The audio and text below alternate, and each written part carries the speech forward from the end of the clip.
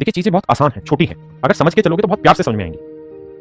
कह रहे निखिल कितने घंटे पढ़ाई करनी चाहिए? मेरे बाबू सच बात यह है कि अगर आप एज ए स्टूडेंट है तो अपनी हैबिट बनाइए कम से कम 8 घंटे मिनिमम। लेकिन वो 8 घंटे ऐसे होने चाहिए जिसमें आपका पूरा ध्यान हो पढ़ाई के ऊपर, इधर उधर की कोई बकवास ना हो। और उस 8 घंटे में कम से कम 5 से 6 ब्रेक लीजिए, और वो ब्रेक हटा के मैंने 8 घंटे बोला है। और जब दिन में कम से कम 1 से 2 बार आउटडोर जाइए, अपने घर से बाहर निकलिए, लाइब्रेरी से बाहर निकलिए, रनिंग करिए। रनिंग जो है ना वो अपने आप में एक किस्म से थेरेपी है आपकी माइंड की। अगर आप रनिंग करेंगे हल्की हल्की सी तो आपकी थेरेपी होती है, माइंड तेज होता है उससे। आइए डिसेंडिंग ऑर्डर करो, अपने रूटीन को ऐसा बनाओ कि सबसे पहले मॉर्निंग जल्दी उठो अराउंड 4:35, और उठ के उस समय उस चीज पे फोकस करो जिसे याद करना होता है। जैसे जीएस हुआ, कुछ बच्चों के लिए इंग्लिश याद करनी जरूरी होती है, कुछ के लिए हिंदी में कुछ नियम रटने होते हैं, किसी के लिए किसी और चीज में। तो सुबह का जो टाइम है ना उस स्पैन को बढ़ा जाओ और उसको कोशिश करो कि 4:30 बजे उठे, 5 बजे बैठ गए चुपचाप से और लगातार 3 घंटे पढ़ दिया।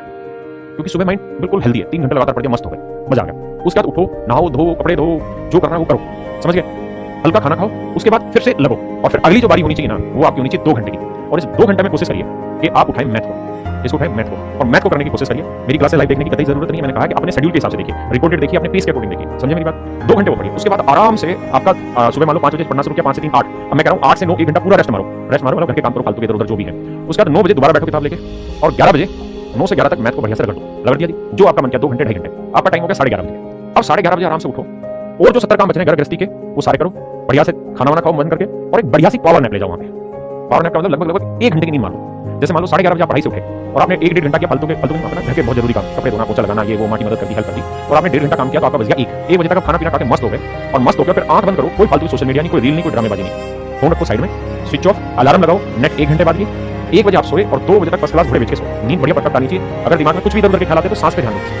सांस अंदर जा रही बाहर जा रही, सांस अंदर जा रही बाहर जा रही। धीरे धीरे क्या होगा, बेसिकली क्या होता है, मेडिटेशन की टेक्निक सिखाई जाती है कि आपके मन में 100 विचार आते हैं तो सबसे पहले उन्हें काटो धीरे धीरे, 100 से 10 विचारों पे आओ, फिर 10-12 दिन बीतेंगे, फिर उन 10 विचारों से धीरे धीरे 5 पे आओगे, फिर 5 से 4 पे आओगे, फिर 3 से, फिर 2 पे, फिर 1 पे, फिर धीरे धीरे शून्य होते चले जाओगे, मस्त नींद आएगी। तो आराम से 2 बजे फिर उठो भाई नींद से, और जब आदमी दोबारा उठता है ना सो के 1 घंटे की परफेक्ट नींद लेके, और उसमें क्या होता है कि आप बढ़िया खाना खाओ अपना 1 बजे के आसपास, 12:30 बजे के आसपास बढ़िया खाना खाओ, 1 बजे तक खाना खा लिया तो नाच जो होता है उसके अंदर गहर होता है, हमारे हरियाणा बोलते हैं कि जो आप खाते हो उसमें नींद आती है। तो आराम से 1 बजे सो, 2 बजे उठो फर्स्ट क्लास, 2 बजे उठे, आप ये समझो कि आप में बच्चे वाली ताकत हो जाएगी 1 घंटा दोपहर में सोने के बाद। उसके बाद उठो, नहाओ धो, फिर से हल्का सा पानी डालो अगर डाल सकते हो, नहीं तो मुंह में धो, चपक मारो, आंखों में पानी डालो, किताब उठाओ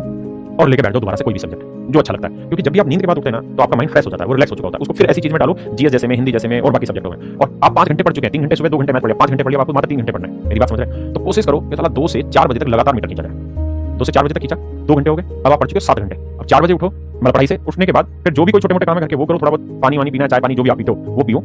उसके बाद कुछ खाना है हल्का मामूली सा खाओ, उसके बाद मेरे भाई निकल जाओ ग्राउंड में 5 बजे के आसपास, और ग्राउंड में आराम से 1-1.25 घंटा बढ़िया से मजबूती से, मतलब तगड़े होके ना 1 के भी 1.5 घंटे एक्सरसाइज मार के आओ, इतना मजबूती से एक्सरसाइज मार के आओ कि मन करे आपका। एंड देन उसके बाद जब एक्सरसाइज करके आओ 1-1.5-2 घंटे बाद फिर आके 1 घंटे की ब्रैकेट पे उठाओ, उस 1 घंटे में थोड़ा दिमाग थका होगा, थोड़ा इधर उधर चीजें थकी होंगी, उस 1-1.25 घंटे में कोशिश करो क्या कि अपनी रीजनिंग को तैयार किया जाए, अगर आप रीजनिंग पढ़ते हैं तो। देन उसके बाद फिर 8 घंटे आपके पूरे हो चुके हैं, आप सुबह 4:30 बजे के उठे हैं, दोपहर में 1 घंटे आपने नींद ले लिया, घर के भी काम करने का आपको टाइम लगा। उसके बाद आप बैठिए, अपनी डायरी लीजिए और फिर उसमें अपने पॉइंट लिखिए कि आज मैंने निर्धारित किया था 4:30 उठना और 5 बजे पढ़ने बैठने का, लेकिन मैं इतना बड़ा ढक्कन हूं कि मैं उठा ही 5 बजे, तो गाल पे 2-3 चमाचे जोर से मारो।